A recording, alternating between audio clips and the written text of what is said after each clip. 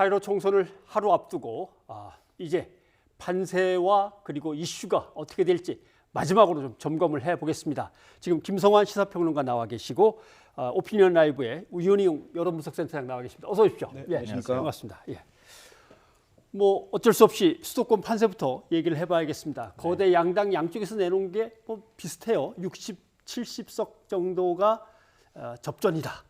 이렇게 얘기하는 것 같은데 어떻게 전망하십니까?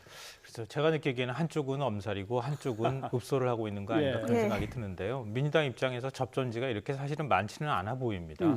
실제로 한 3%포인트 이내 접전을 벌이고 있는 곳이 한 10곳 정도로 꼽히고 있거든요.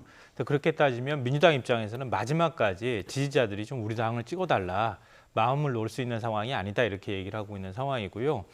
또 미래통합당 쪽에서 60곳이다 이렇게 얘기를 하고 있는 것은 그만큼 지지층한테 긴장감을 불러일으키려고 하는 이제 그런 이제 목적이 있지 않을까 생각합니다. 예. 전반적으로 보면은 지난 이제 20대 총선에서는 서울이 이제 9석이었거든요. 예. 그렇죠. 그 중에 민주당이 35석 그리고 당시 새누리당이 12석을 가져갔는데요.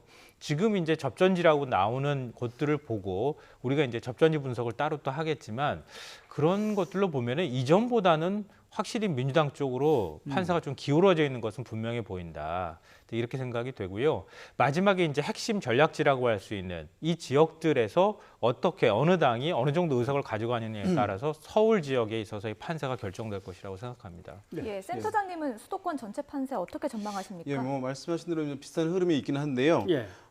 되게 이제 보면은 선거 막판에 가게 되면 후보들, 지역구 후보들은 이제 대세론을 얘기합니다. 대세론. 자기가 앞서고 있다. 그래서 당신의 표가 사표가 되지 않는다는 걸 얘기하는데 중앙당에서는 전략이 이제 다르게 읍소 전략을 하게 되면서 지지층들한테 위기이니까 꼭 투표에 참여해달라고 얘기를 이제 하게 되는 것인데 지금 이제 양당이 보이는 모습이 선거 막판이기 때문에 예. 그러한 모습으로 되고 있는데요. 지금 야권에서는 지금 정권 심판론을 사실 초반에 내세웠던 것이거든요. 예. 근데 이 심판론이 사실은 활활 타오르기 위해서는 심판 도구인 야당이 대안 세력이라고 하는 인식이 형성돼야 되고 또 심판 대상인 어떤 정부 여당이 제거해야 될 대상이라고 하는 공감도가 국민들에게 있어야 사실 이것이 굉장히 이제 활활 타오르게 되는 것인데 지금 이제 그 두 조건이 충족이 완전히 되기는 어려운 그런 상황이었기 때문에 그래서 애초부터 사실은 그거보다 한 단계 낮춘 견제론을 얘기하는 것이 좋지 않겠냐라는 얘기는 많이 있었는데 이제 임박해서 그걸 갖췄습니다. 예. 견제론 되게 되면은 사실 우리가 좀 부족하더라도 정부 여당을 견제하기 위해서 우리를 필요하니까 우리를 지원해달라고 얘기하는 것인데요.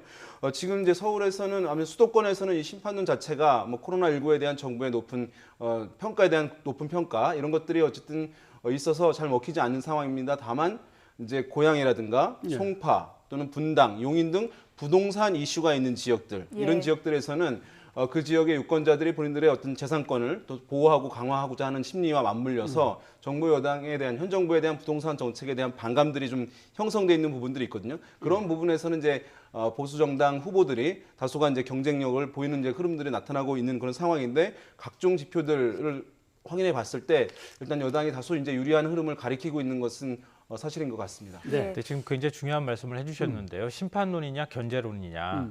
근데 타이밍을 좀 놓친 거예요. 그러니까 미래통합당 입장에서 견제론으로 빨리 전환하려고 했으면은 좀 빨리 전환을 했었어야지 견제론의 프레임이 먹힐 수 있을 텐데 그럴 타이밍을 놓쳤다는 겁니다. 예를 들면 그런 거죠. 그러니까 경제 심판론이다 이렇게 얘기를 하기에는 지금 코로나19 사태가 워낙 엄중했기 때문에 그렇게 가긴 좀 어려웠단 말이에요. 그럼 코로나 사태에 있어서 야당이 적극적으로 그 문제에 있어서 나선다고 하는 인상을 거꾸로 줘야 되는데 그런 것들을 주지 않고 우한 폐렴이라든가 아니면 마스크 문제에만 계속 매달려 왔다는 거죠. 근데 우리나라가 방역을 잘 하고 있다고 하는 국제적인 평가나 이런 것들이 나오니까 그 프레임도 결국 먹히지 않는 현상이 나타났고 선거 막판에 오니까 결국 확진자 수를 진단검사를 적게 해가지고 뭐 오늘 이제 김종인 총괄선대위원장이 얘기한 것처럼 그런 방식으로 음모론이나 아니면 감정적인 자극을 주는 방식으로 지금 투표층을 끌어내려고 하는 거거든요. 조금 늦었다. 이거는 좀 현재 판세를 뒤집기에는 조금 어렵지 않나 이렇게 생각합니다. 자, 그러면 센터장님한테 일단 서울 종로구부터 시작을 해야겠죠. 근데 여론조사 결과가 이렇게 차이가 좀 컸었기 때문에 그런데 저희가 이제 지역별로 들어가기 전에 영상을 준비한 게 볼까요? 있거든요. 먼저 보고 오시겠습니다.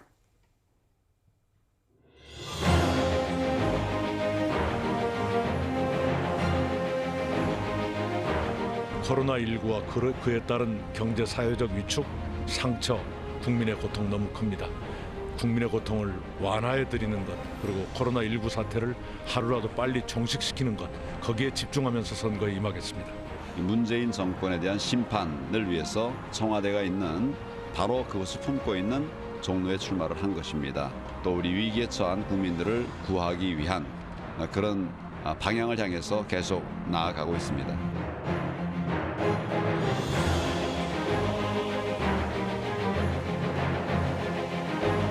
화이팅! 추미애 장관께서 네. 꽤나 오랫동안 이곳에 국회의원으로 계셨기 때문에 잘된 것들은 제가 잘 받아 안아야 될 것이고 부족한 것도 분명 있을 겁니다. 그것은 이제 지적해 주시는 대로 제가 더 개선해야 되겠죠. 이게 정말 어려운 것입니다. 예비후보 때 이 공약을 몇 개 써놨는데 5개 중에 3개가 추미애 장관이 4년 전에 했던 공약하고 똑같아요.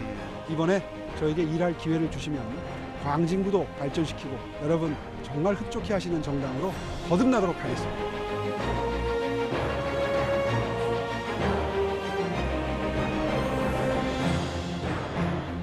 화이팅! 동작 발전, 정치 개혁에 헌신하기 위해 열심히 뛰고 있습니다. 정부나 이제 시나 동작구청에서 그 긴급재난지원금을 이미 마련했거나 지금 준비 중에 있고요. 그다음에 흑석동에 반드시 고등학교를 빨리 유치하도록 하겠습니다.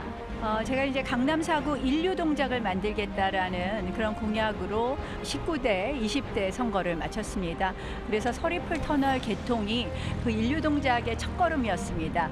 그런데 그것을 더 완성해야 되는 것이 나머지 공약인데요. 결국 교육 동작, 문화 동작, 경제 동작을 만드는 것입니다. 종로 광진 동작 쭉 훑어봤는데 일단 예. 종로부터 워낙 큰 인물들이 붙어서 사전 투표도 많이들 하셨을까요? 네, 여기 사전 투표율이 상당히 높았고요. 예. 이 종로 지역은 민심의 바로미터라고 이제 불리긴 했습니다. 왜냐하면 우리나라에서 가장 부유한 동네인 평창 부암동도 있고, 그 다음에 대학생들이 많이 있는 해화동도 있고, 예. 또 상인들도 많이 살고요. 또 뭐 최근에 이제 아파트들 들어온 한 상황이어서 정말 이제 다양하게 인적 구성이 있는 그런 지역인데요. 근데 이것이 이제 과거에는 보수의 텃밭이었습니다. 그러나 최근 이제 한 10년 동안은 사실 진보 진영에서 지난 2012년 대선 같은 경우에 박근혜 후보와 문재인 후보 맞붙었을 때 당선자는 박근혜 후보였습니다만은 이 지역에서는 이제 문재인 후보가 앞서기도 했던 지역이거든요. 그래서 상당히 최근에는 좀 변화가 있는 지역이긴 하는데요. 유력 대권주자 여야의 대권주자가 맞붙어서 더욱 이제 주목을 받고 있는 상황이었는데요. 황교안 대표는 어쨌든 정권 심판론 상징적으로 내세워서 지금 어쨌든 진력을 하면서 이제 캠페인을 벌였는데요. 이것이 이제 심판론을 내세워서 했는데 문제는 뭐냐 하면 지금 이낙연 후보 같은 경우는 더 유력한 대권주자라는 것입니다. 그런 예. 것은 뭐냐면 미래의 이미지를 갖고 있다는 것이기 때문에 과거에 대한 심판을 현 정부에서 총리를 했다고 해서 심판을 하려고 하는데 미래 이미지가 워낙 강하다 보니까 이것이 이제 잘 먹혀들지 않는 상황이었고, 그래서 이제 여론조사가 시작됐을 때부터 상당한 이제 격차가 있었던 부분들이 지금까지 이어지고 있는 상황이고요. 그다음에 이제 황교안 대표로서는 정당 지지율이라든가 보수층들을 충분하게 흡수하지 못하는 흐름들도 보이기도 했었습니다. 그럼 개인에 대한 평가에 호불호가 좀 있었다는 것인데요. 지금 최근에 깜깜이 기간이 있었기 때문에 이제 황교안 대표가 이러한 부분들을 얼마나 좀 극복을 했는지, 그래서 격차가 얼마나 줄어들지 관심사인 지역이라고 할 수 있겠습니다. 예. 종로의 사전 투표율이 34.56%로 평균을 넘었는데요. 동작과 광진도 평균을 넘었습니다. 굉장히 높은 사전 투표율을 보였고 끝까지 박빙의 승부가 펼쳐지고 있는데요. 동작과 광진, 송파는 어떻게 예상하십니까?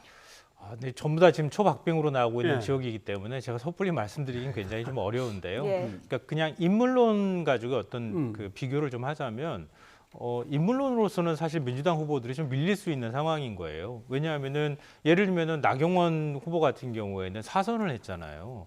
그러니까 그 정도고 또 당 원내대표까지 했기 때문에 인지도 측면에서 이수진 후보보다 훨씬 앞서는 상황인데도 불구하고 박빙으로 나왔다. 이거는 나름 여러 가지 이제 이유가 있을 것 같은데요.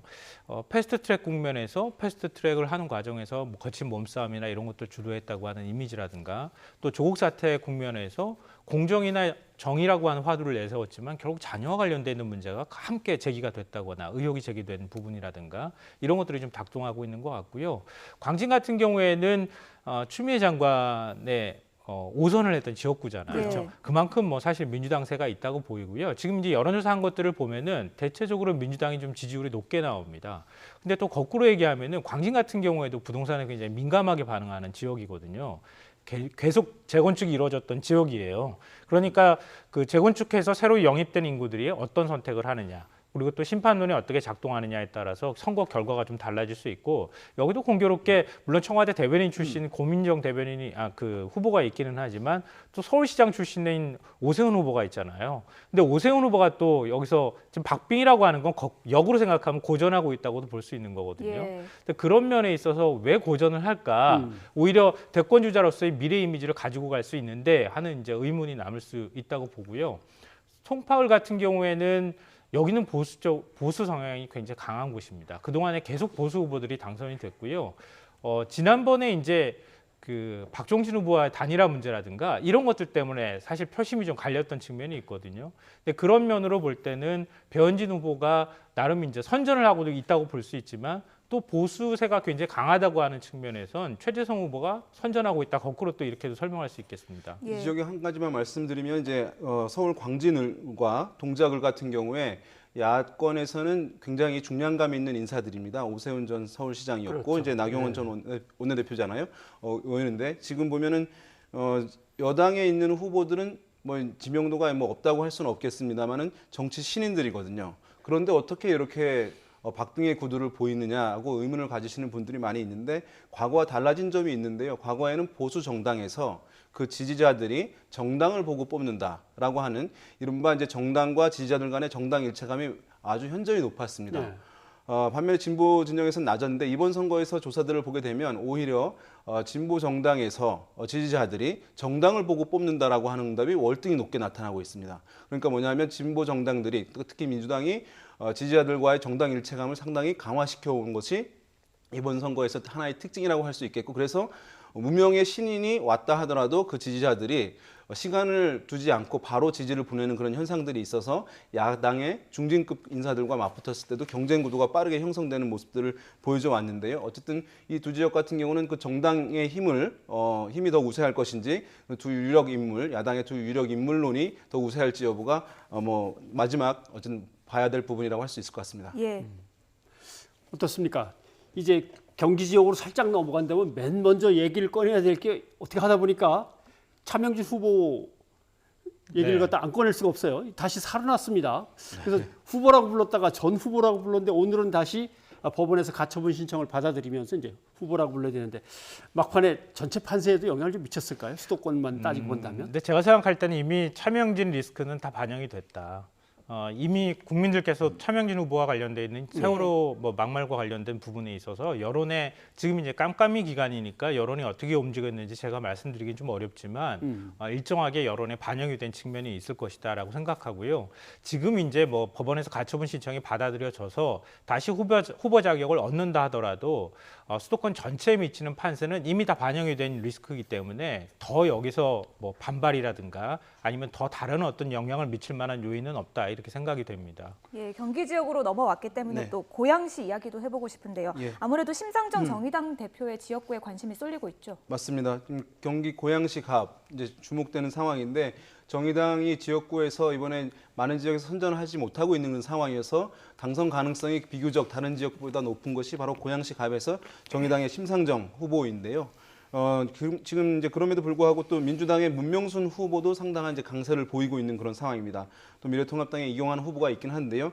지금 이제 심상정 후보가 이제 정의당에 대한 어떤 동정표라든가 또 이 지역에서 이제 의정 활동을 해왔기 때문에 그런 인물론도 이제 통할 수 있는 그런 상황인데 수도권에서 아까 말씀드린 대로 이제 여당에 대한 이제 우호적 정서가 최근 코로나 대응과 관련해서 상당히 높아지고 있는 기류에 있기 때문에 민주당 후보가 이제 그러한 심상정 후보의 인물론이라든가 그런 정의당에 대한 동정론 이것을 뚫고 과연 더 이제 성과를 낼 수 있을지 아니면 그것을 이제 뒷심을 발휘해서 심상정 후보가 당선될 수 있을지 여부가 상당히 이제 주목되는 상황이라고 할 수 있겠습니다. 네.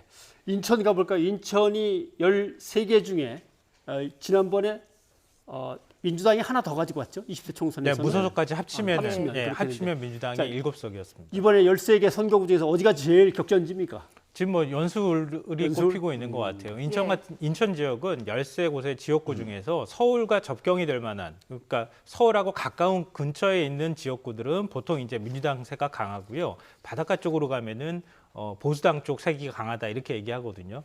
연수울 같은 경우에는 새로 신도시가 많이 조성돼 있는 송도라든가 이런 곳들이 포함되어 있기 때문에 아무래도 보수 성향이 좀 강하다 이렇게 얘기를 하고 있는데요. 근데 지금 여기는 더 관심이 되는 것이 좀 뭐 화면에 나가겠지만 지금 그 진보 성향의 후보들이 지금 그 반으로 갈려가지고 그렇죠. 예. 그래서 지금 어떻게 되느냐 이제 이런 얘기가 나오는데요. 초기에는 여론조사 결과가 나온 걸 보면 민경욱 후보가 한 20%포인트가 앞서는 모습들로 나왔는데 지금은 분위기가 많이 달라져서 정일영 후보가 오차범위 내까지는 같이 갔거든요. 그리고 이정미 후보가 마지막에 여론조사한 걸 보면 10%대 후반까지 지금 나오고 있는 상황이어서 결국은 진보 성향의 그 유권자들이 어떻게 전략적 투표를 하느냐에 따라서도 당락이 갈릴 수 있는 상황이라고 볼 수 있겠습니다. 예, 격전지 판세와 전망 알아보고 있는데요. 수도권 살펴봤습니다. 이어서 영호남 지역으로 가보겠습니다. 네. 저희가 준비한 영상 먼저 보시고 이야기 이어가도록 하겠습니다.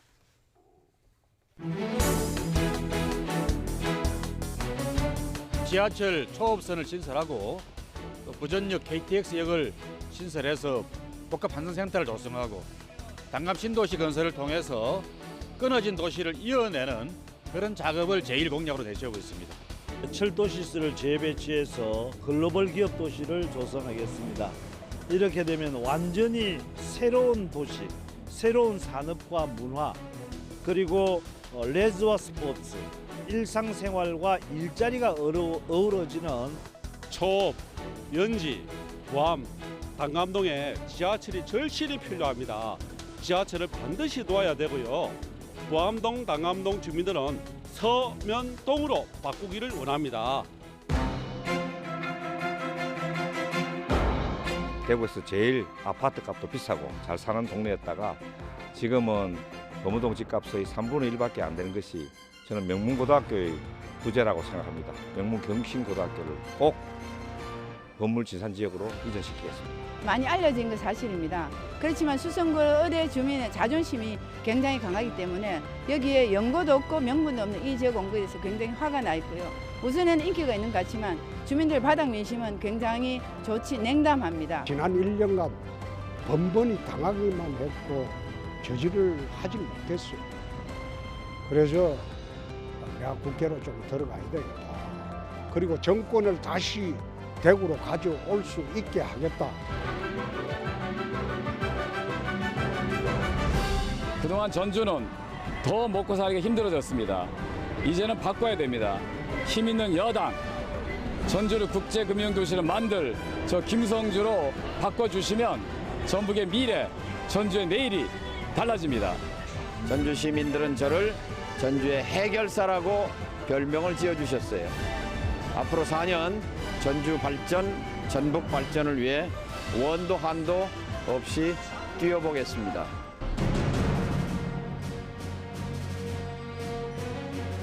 목포는 안타깝게도 자립자생하고 있지 못합니다. 중앙정부의 지원이 절실히 필요합니다. 중앙정부의 지원을 끌어오려면 집권여당 민주당 소속 김원희가 가장 유리합니다. 그리고 김원희는 당, 정, 청을 두루 거쳤습니다. 재정 자립도가 가장 약한 도시이기 때문에 국책사업과 국비를 가져오지 않으면 견딜 수가 없습니다. 그래서 시민들은 그래도 박지원이 예산 가져왔다. 이 코로나 위기에 박지원이 필요하다. 목포를 중심으로 한 서남권의 의료질은 매우 취약합니다. 30년 수건 사업이었던 목포대 의대와 대학병원 설립을 바로 눈앞에 두고 있게 만든 장본인이 바로 윤소하다. 예, 먼저 부산 살펴보겠습니다. 부산하면 부산진 갑이 접전을 보이고 있는데요. 네. 이 서울의 종로와 비견되는 곳이기도 하잖아요. 민주당에서 김영춘 후보 그리고 통합당에서 서병수 후보가 나왔습니다. 아주 네. 두 거물 후보가 접전을 보이고 있는데요. 고소 고발전도 이어졌다고요. 네, 이 부산에 이제 놀러 가면 서면을 가죠. 그 네. 서면이 있는 곳이 이제 진구거든요. 그래서 부산의 중심이라고 할 수 있는데 우리가 흔히 얘기하는 이제 뭐 낙동강 벨트랑은 다른 지역입니다. 그러니까 원래는 사실은 이 지역은 보수 색채가 좀 더 강한, 확실히 더 강한 낙동강 벨트보다 강한 지역이라고 할 수 있을 텐데요. 그럼에도 불구하고 이 지역에서 지난 총선에서 김영춘 후보, 더불어민주당의 김영춘 후보가 성과를 이제 내게 되면서 그 바람이 낙동강 벨트로 번졌다라고 이제 사후 평가를 하는데요. 이제 큰 인물론을 얘기하고 있습니다. 전직 장관이었고 그래서 얘기를 하고 있는데 그래서 이 바람을 막기 위해서 미래통합당에서 다른 지역 해운대에서 있던 인물을 옮겨왔습니다. 그 인물도 사실은 이 지역에서는 상당히 이제 유력한 인물인데요. 서명수 전 부산시장입니다. 그러니까 사실 인물론으로 따진다면 중량감으로 따진다면 뭐 누가 뒤지는 것은 아닌 그런 상황이라고 할 수 있고 팽팽한 그런 상황이고 실제 조사 결과에서도 엎치락뒤치락하는 모습들을 보여주고 있는데요. 이 지역의 변수는 어쨌든 여당의 힘 있는 후보, 큰 인물론, 뭐 대권까지 이제 김영춘 후보는 선언을 하기도 했는데요. 그것을 과연 이 지역 TK 지역만큼은 되지 않지만 정권에 대한 심판 정서를 서병수 후보가 얼마나 이제 담아내느냐 그리고 보수 성향의 무소속 후보가 한 명 있거든요. 이 지역에 오랫동안 정치 활동을 했던 그 인물 안에 지지표가 분산되는 것을 뭐 이 지역의 보수 유권자들이 얼마나 이걸 한 후보로 몰아주는지 여부 이것이 막판 남은 변수라고 할 수 있을 것 같습니다. 네. 대구로 가볼까요? 역시 대구 하면 이제 수성갑부터 살펴봐야 될 것 같은데 사선 의원끼리 붙은 거 아닙니까? 네. 지금 김부겸, 주호영. 또 김부겸 후보는 대권 도전까지 미리 선언을 해버렸기 때문에 판세를 어떻게 읽고 계십니까? 아니 주호영 후보도 대권 도전할 생각이 있다 이렇게 또 얘기를 하던데요. 왜냐하면은 아무래도 대권 도전을 하겠다고 하면 한번 밀어주자 뭐 이런 심리가 작동할 수 있기 때문에 서로 이제 그 부분에 대해서 견제를 하는데요. 그러니까 지금까지 여론조사 결과가 뭐 깜깜이 기간 전까지 나온 것이기는 하지만 한 10%포인트 정도의 격차가 있었어요. 있다가 거의 오차 범위 내까지 지금 좁혀져 있는 상황이거든요. 그러니까 아직까지는 투표 결과를 예측하기는 어렵다 이렇게 봐야 되는데요. 근데 뭐 아시다시피 대구 지역이라든가 경북 지역은 워낙 뭐 미래통합당의 지지세가 강한 곳이기 때문에 또 이번에도 이제 공천을 하는 과정에서 컷오프돼서 탈락한 의원들도 무소속으로 많이 나왔는데 전부 사실은 맥을 못 추고 있는 상황이거든요.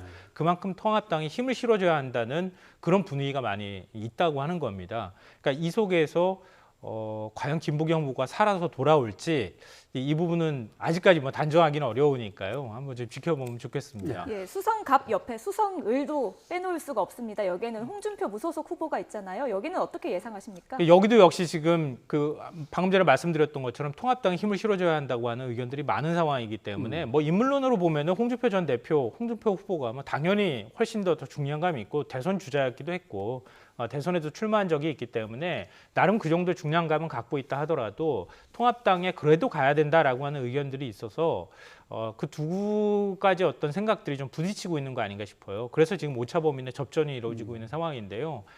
결국 만약에 여기에서 홍준표 전 대표가 살아서 돌아올 경우에 그럴 경우에는 미래통합당의 당권 구도에도 영향을 미칠 수 있거든요. 그러니까 홍 전 대표에 대한 기대 심리가 어느 정도 작동하느냐. 그리고 예를 들어서 이번 선거에서 뭐 승리하면은 당연히 이제 그 공은 황교안 대표가 가져가겠지만 만약에 종로에서 떨어지거나 패배하게 될 경우에 거세게 홍준표 전 대표의 도전을 받는 상황이 될 수도 있고 황교안 후보가 아무래도 당대표에 대해서 선거 책임론 때문에 계속 유지할 수 있겠느냐 이런 부분에 대해서 의문이 있기 때문에 그런 것하고도 한번 연결 지어보면 어떨까 생각합니다. 네. 호남으로 한번 가볼까요? 네. 예. 호남은 관심 가는 거는 아까 뭐 잠깐 화면에 나왔습니다만 전주시평 여기에는 이제 민생당의 정동영 후보가 있고 민주당의 김성주 후보가 있고 그다음에 이제 목포도 역시 볼만합니다. 네, 맞습니다. 지금 이제 이 두 지역 다 이제 민생당 후보들은 정치 경력이 화려한 이제 관록의 정치인들이거든요. 지금 민생당의 정동영 후보 또 목포에는 박지원 후보가 있는데요. 지금 그 전주시 병 같은 경우는 도전자라고 할 수도 있는데 김성주 후보, 여당의 김성주 후보는 국민연금관리공단 이사장을 했죠. 그런데 지난 20대 총선에서 이 두 후보의 격차가 0.7%포인트 차. 0.7. 1000표도 차이가 나지 않았습니다. 그러니까 박빙의 승부였는데 이 두 사람은 고등학교 선후배이고 대학도 과 선후배인 사이이기도 하고 사실 정치적으로 예전에 굉장히 긴밀했던 사이였던 것이거든요. 그래서 지금 상당히 기추가 주목되는 그런 상황이라고 할 수 있고 목포 같은 경우에 어쨌든 지금 DJ 정신을 얘기하는 관록의 이제 박지원 후보 얘기가 이제 강세를 보이고 있는 측면도 있습니다만 실제 조사에서는 신인인 민주당의 김원희 후보가 서울시 정무부시장도 했는데요.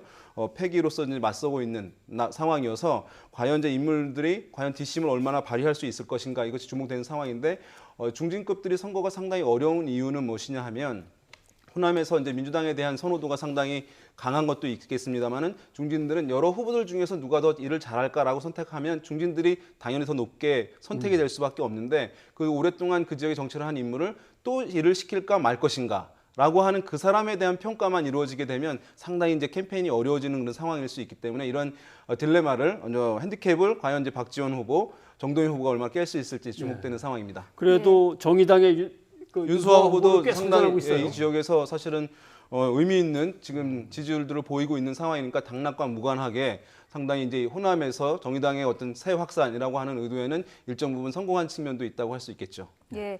이어서 저희가 아직 갈 곳이 많습니다. 네. 충청과 부지런히. 강원도 남았는데요. 네, 네. 영상 보시고 이야기 이어가도록 하겠습니다.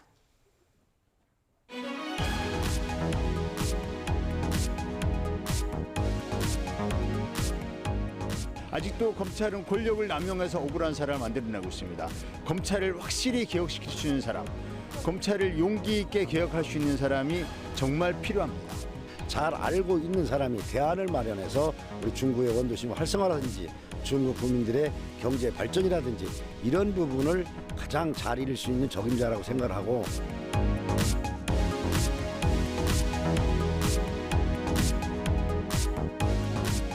지역을 한 번에 확 뒤집어낼 수 있는 그러한 큰 공약들, 프로젝트들이 필요하다고 저는 생각을 합니다.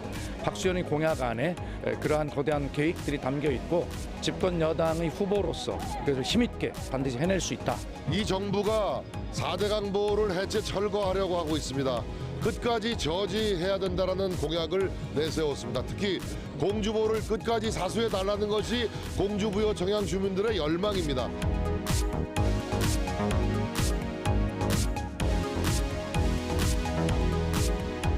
한국체육대학교 제2캠퍼스를 강릉에 유치하는 것입니다.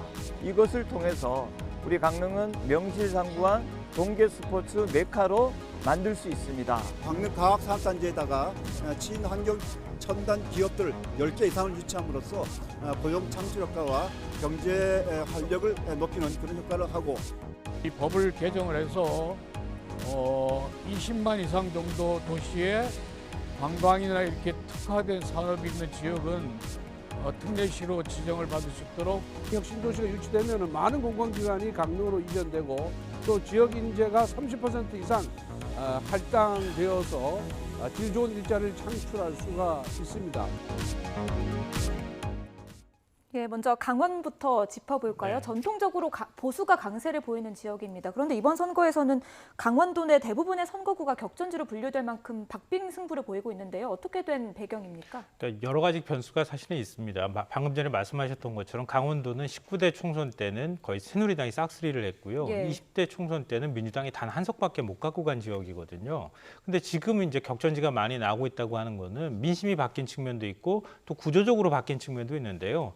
구조적으로 바뀐 측면은 선거구 재획정이 이루어졌어요. 예. 춘천 가불로 쪼개지면서 선거구 재획정이 강원 지역 전 지역에 다 미쳤거든요.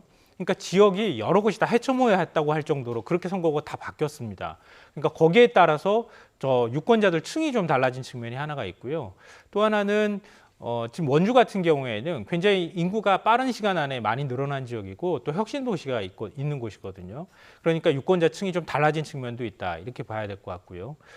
그리고 이제 그 외의 요인이라고 하면은 춘천 같은 경우에는 김진태 후보가 지금 허영 후보하고 리턴 매치를 하고 있는 상황인데 네. 김진태 후보가 세월호와 관련해서 막말했던가 이렇게 했을 때 춘천 여론이 굉장히 안 좋았거든요. 또 그리고 이번에 선거구가 가불로 쪼개지면서 원래 김진태 후보를 지지했던 지지 성향이 강한 지역, 특히 이제 읍면 지역이 빠져나갔어요. 다른 지역구로. 예. 이제 그런 부분들이 일정하게 영향을 미치는 측면이 있고, 그리고 이광재 후보가 지금 원주에 출마를 하면서 과거에 강원지사를 지내기도 했고요. 강원도에서 대권주자 한번 만들어보자는 한 얘기가 나올 정도로 이광재 효과가 아직도 좀 남아있는 상황이거든요.